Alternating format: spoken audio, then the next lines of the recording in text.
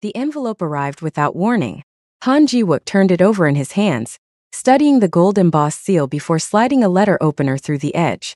Inside was a wedding invitation printed on thick cream paper, the kind reserved for the most prestigious celebration.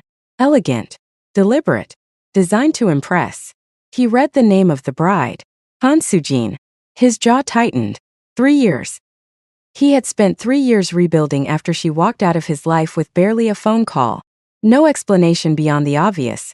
That Choi Hyun-woo's family fortune was older and larger, that standing next to Ji-wook had stopped feeling like an advantage. She had chosen security over a man who had built everything from nothing. And now she was inviting him to watch her marry someone else. He almost dropped the card into the bin. Then he noticed the handwritten note tucked behind the invitation. I hope you finally found someone worthy of standing beside you.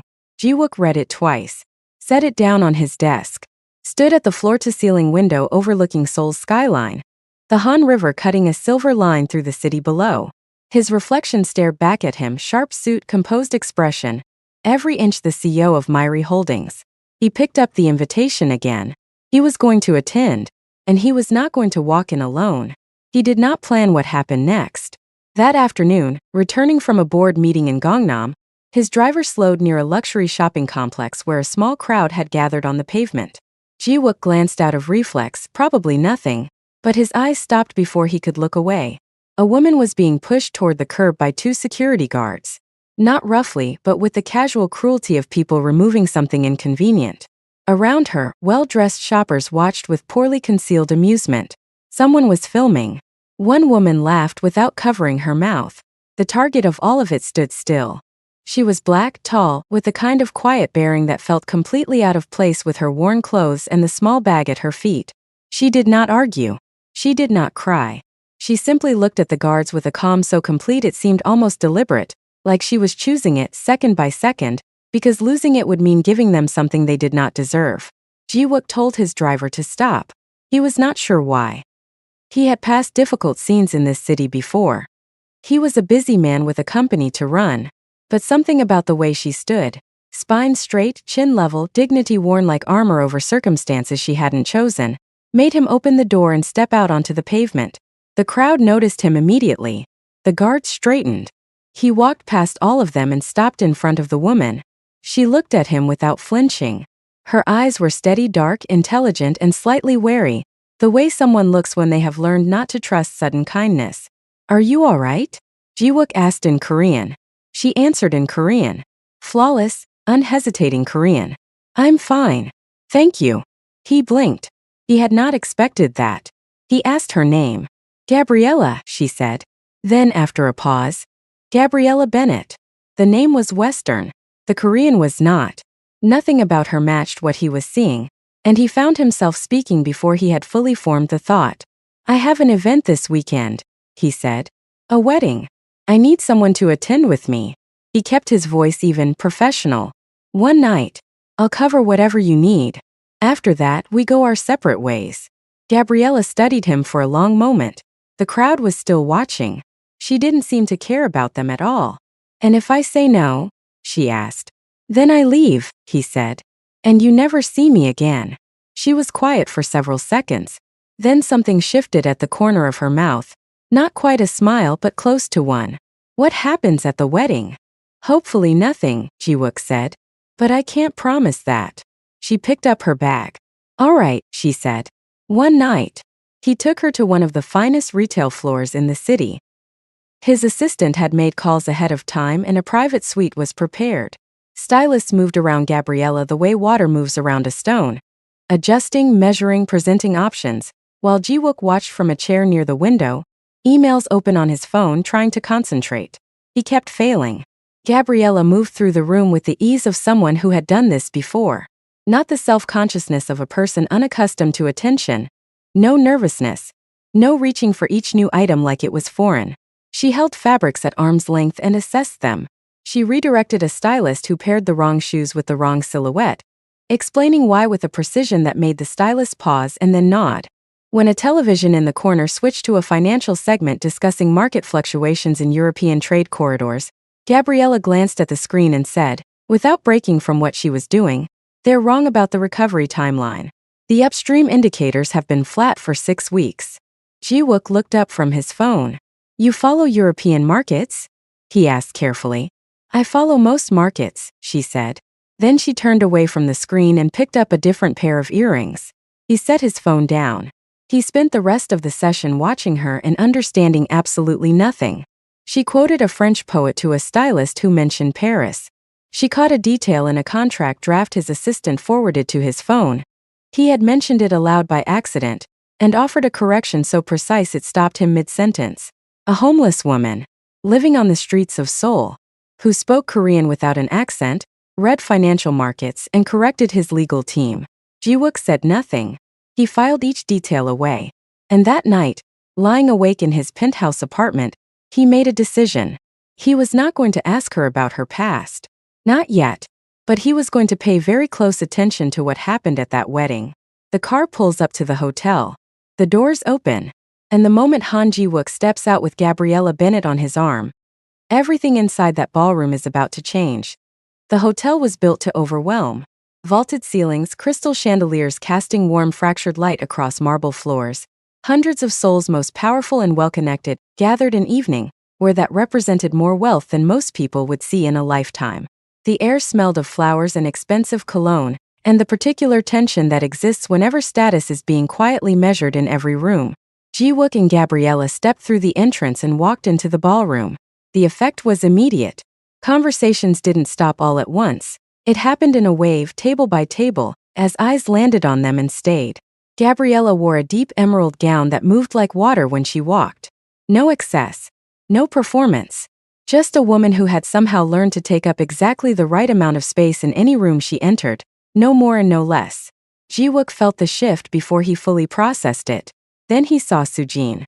She stood near the head table in ivory and diamonds, every detail of her appearance precisely calculated. And for the first time in the 3 years he had known her as his ex-fiancée, she looked caught off guard. Her eyes tracked Gabriella with an expression she didn't manage to conceal quickly enough. Ji-wook kept his face perfectly still. He placed his hand lightly at Gabriella's back and guided her toward their assigned table. She's staring, Gabriella said quietly without turning her head. She usually does, Ji-wook replied. At you or at me? Tonight. He glanced sideways. You. Gabriella's expression didn't change. Good, she said simply and reached for her water glass. Soo-jin moved through the reception with the energy of someone reclaiming territory. She greeted guests loudly, laughed with confidence, made sure to be visible at every key moment. But Ji-wook noticed that her path kept circling back toward their table. She was building toward something. It arrived during the first course. Soo-jin approached with 2 of her closest friends flanking her and a smile that didn't reach her eyes. Ji-wook, she said warmly, as though they were old friends who had simply lost touch. Then she turned her attention to Gabriella with the precision of someone choosing exactly where to land a blow. And you must be his guest. I don't think we've been introduced. Gabriella, she said, meeting the smile without matching its performance. Gabriella. Soo-jin repeated the name slowly, as though testing its weight. It's so lovely that Ji-wook brought someone. Where did you 2 meet? Gangnam, Ji-wook said. How romantic. Soo-jin's voice was smooth. She tilted her head. Gabriella, you must tell us about yourself. What do you do? At the moment, Gabriella said, I'm enjoying the soup. A few people at the table suppressed smiles. Soo-jin's did not waver. Of course. She paused, then delivered the line she had clearly prepared. I only ask because Ji-wook has always been so generous, taking people under his wing, giving people opportunities they wouldn't otherwise have. She glanced around the table to make sure the audience was paying attention. Tell me honestly, which shelter did he find you in? Silence. The kind that feels like a held breath. Gabriella set down her spoon. She looked at Soo-jin, not with anger, not with embarrassment, but with the measured calm of someone who has survived far worse than a socialite with a sharp tongue. Then she answered. In French. Fluent, unhurried, entirely natural French, and within 30 seconds the investor, a man named Fournier who had been quietly working through his own course, sat forward with visible interest as the 2 of them moved into a full conversation about cross-border capital strategy and what current shifts in Asian markets signaled for long-term European positioning. Sujin stood at the edge of the table for nearly a full minute. Then she quietly withdrew. Jiwook watched it happen. He said nothing. But something in his chest settled. The specific satisfaction of watching a person refuse to be diminished. The evening continued to move against Sujin in ways she had not planned for. A gallery representative approached Gabriella after overhearing her comment on a large painting near the entrance. Within minutes she had dated the work by brushwork style, traced it to a private collection that had briefly surfaced at Paris auction 4 years prior, and estimated its current value with enough accuracy that the representative later confirmed it to Jiwook with undisguised respect. At the main table, a financial analyst made a confident statement about projected sector returns. Gabriella corrected him with one sentence, cited the specific report he had misread, and returned to her drink without making him feel small about it. The room was shifting. Not loudly.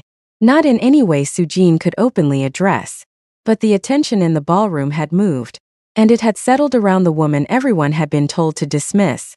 Jiwook leaned toward her during a lull. "Who are you?" he asked quietly, genuinely wondering. She looked at him. Something moved behind her composure, deep and old and not quite ready to surface. "It's complicated," she said. Before he could respond, the ballroom doors opened. The movement at the entrance had a different weight to an ordinary late arrival. Security personnel repositioning, senior staff straightening, the subtle choreography that occurs when someone of serious consequence enters a room unannounced. An elderly Korean man walked in slowly, supported by a quiet aide at his side. The room responded without instruction. Conversations ceased. People rose from their seats. Jiwook did not recognize him immediately, but the reaction of every senior businessman around him communicated everything he needed to know. This man was not simply wealthy. He was the kind of man that wealthy people stood up for without being asked. Chairman Park Sung-hwan's eyes moved across the ballroom, slow, deliberate, and then they stopped, fixed on Gabriella. His hands began to shake. The composed authority of a man who had built an empire across 4 decades cracked open in a single moment. What replaced it was entirely human. Disbelief and grief and recognition arriving together, too fast and too large to contain. He began walking toward their table. The entire ballroom watched in silence. He stopped in front of Gabriella. His voice, when it came, was barely held together. "After 3 years," he said, "I finally found you." Gabriella had gone completely still. She stared at the old man. And then slowly, from somewhere deep and fractured inside her, something began to return. Her lips parted. She whispered one word. "Harabiaji, grandfather." And in the silence that followed that single word, every person in that ballroom began to understand exactly who they had been laughing at. The chairman's aide stepped forward and addressed the room with the measured clarity of someone accustomed to speaking on behalf of power. Chairman Park Sung-hwan, founder of Park International Holdings, a privately held empire spanning finance, infrastructure, and technology across 4 continents. His son, the late Park Sung-jae, had married a woman named Diana Bennett, an accomplished economist of Nigerian and British heritage, and together they had one daughter, Gabriella Bennett Park. Half Korean, half black, raised between Seoul and London, educated across 3 countries, fluent in 4 languages before she was 20. 3 years ago, a private plane carrying Gabriella and 2 family staff members went down over open water during a trip to meet her grandfather. The staff did not survive. Gabriella was pulled from the ocean by a passing vessel with no identification, severe injuries, and a memory that had been shattered by the trauma. She spent months in a hospital under a name no one could verify. When she was discharged, she had fragments, language, instinct, education, but no continuous past she could hold on to. No name she could confirm.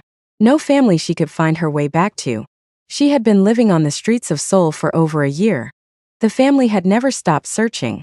Tonight, after 3 years, Chairman Park had attended this wedding on the invitation of a business associate, and walked into a room where his granddaughter was sitting at a table, correcting financial analysts and speaking French to European investors, exactly as her father had taught her to do before she could drive.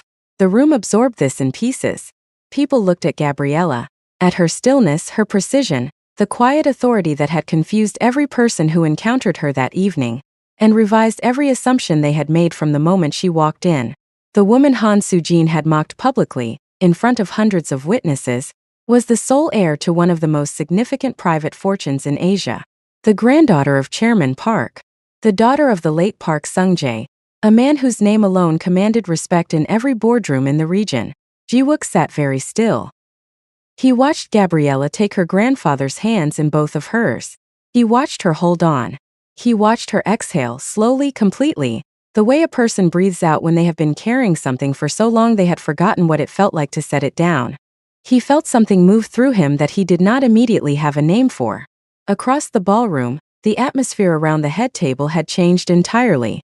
Soo-jin and Choi Hyun-woo were speaking in rapid, low voices, past surprise now deep into calculation. The Choi Corporation had been quietly pursuing a partnership with Park International Holdings for 14 months. Negotiations had stalled. A direct relationship with the Park family was the single investment that would have transformed their position in the market. Soo-jin had spent the better part of 2 hours publicly humiliating the woman who held that relationship in her hands. Hyun-woo straightened his jacket, arranged his expression into something warm and contrite, and crossed the ballroom toward Gabriella. Mississippi Park, he said, as though the previous 2 hours had not occurred. What an extraordinary evening. We had absolutely no idea. I know, Gabriella said. Anything said earlier was entirely. I heard, she said. She looked at him directly without performance. I want to be honest with you because I think this room could use more of it tonight. She paused. You're not apologizing because you were wrong. You're apologizing because the calculation changed. I understand how that works. She glanced once at Soo-jin, who had appeared at his side. But I want you to understand something clearly. The people who will have access to my family's resources are the people who treated me the same way when they believed I had none. Hyun-woo's expression held for 2 more seconds. Then it fell. The partnership with Park Holdings will not be moving forward. The silence that followed was different from the earlier ones. This was not the silence of surprise. It was the silence of consequence. Hyun-woo's financial advisor was already on his phone. 2 investors near the back of the room were reaching for their jackets. The deal that Soo-jin's entire strategic marriage had been constructed around, the corporate merger that was supposed to be the crowning achievement of the evening, was dissolving in front of every person she had wanted to impress. Soo-jin said nothing. There was nothing left to say. Ji-wook watched it all from his seat. He was not thinking about Soo-jin. He was not thinking about the satisfaction of watching her evening collapse beneath the weight of its own cruelty. He was thinking about Gabriella, who had every weapon available to her in that moment and chose the one that required the most self-possession. Not humiliation. Not theater. Just the truth stated plainly, by a woman who had already survived the worst and had nothing left to prove to anyone weeks past. Ji-wook had not expected to hear from her again. Her world had been restored to her, her grandfather, her identity, her place in a family that had spent 3 years searching. The distance between their lives in real terms was considerable. He had built something meaningful from nothing. She had been born into something that redefined the scale of the conversation entirely. Then she appeared at his office. No appointment. No advance notice. She walked in the way she did everything, without unnecessary announcement. She said she came to thank him. He said there was nothing to thank him for. You stopped, she said, sitting across from him. Outside the mall. You had somewhere to be and people waiting and you stopped anyway. You asked me if I was all right. She looked at him steadily. You didn't ask what I could do for you first. Most people would have done the same, he said. No, she said quietly. They wouldn't. I was there for a year, Ji-wook. I know what most people do. He had no answer for that. They sat in the kind of silence that doesn't require filling. She came back the following week. And the week after that. Not out of obligation. Not for business. She returned the way people return to the only place that felt genuinely safe during a long and disorienting storm. They talked for hours. They disagreed sharply on things that mattered and found they respected each other more for it. He stopped waiting for the version of her that would eventually disappoint him. She stopped waiting for the moment he would want something in return. What grew between them was not loud or sudden. It had the quality of something that had been growing quietly for much longer than either of them realized. Patient, unhurried, certain of itself in the way that only real things are. Months later, on a quiet evening on the terrace of her grandfather's sole residence, Gabriella told him something she had been carrying since the night they met. She had met him before. Years ago. Before the accident. before the ocean and the hospital and the streets and everything that followed. A rainstorm in the city. She had been separated from her companion during a trip to Seoul, and the trauma from a minor accident earlier that day had already begun fracturing her memory in ways she didn't yet understand. She had collapsed near a road in a part of the city she didn't recognize, soaked through, frightened and completely alone. A young businessman in a rain-soaked jacket had found her. He crouched beside her and asked if she was all right. He bought her food from a stall 2 streets away. He sat with her until the shaking stopped. He arranged a room for her at a small hotel nearby, paid for it without discussion, and stayed until he was certain she was safe. Then he left. He asked for nothing. Not her name. Not an explanation. Not her number. He simply made sure she was all right and walked back into the rain. She never forgot him. As her memory returned in fragments over the months and years that followed, incomplete, arriving in pieces, never fully reliable. His face was one of the first things that came back clearly. She didn't know his name. She didn't know how to find him. She carried the memory the way you carry something that mattered deeply before you had the language to explain why. The day she saw him step out of that car in Gangnam, she recognized him before he had taken 3 steps. She knew exactly who he was. Ji-wook was quiet for a long time after she finished. The city lights spread below them, Seoul vast and luminous and indifferent in the way that great cities are. I remember a rainstorm, he said finally. His voice was quiet. I remember thinking, whoever she is, she's going to be all right. He paused. I don't know why I was so certain. I just was. Gabriella looked at him. You were right, she said. He reached across and took her hand. She didn't pull away. They sat together in the dark above the city, and neither of them said anything more, because there was nothing more that needed saying. Some things complete themselves without words. When the last piece of a story finally settles into place and you understand, all at once, that nothing about it was accidental. Their story had not begun outside a shopping mall in Gangnam. It had begun years earlier, in the rain, in a moment of simple kindness between 2 strangers who did not yet know what they were to each other. Now they did. If this story moved you, give it a like, drop a comment and subscribe. Every week, there are more stories waiting for you. And some of them, just like this one, begin long before you expect them to.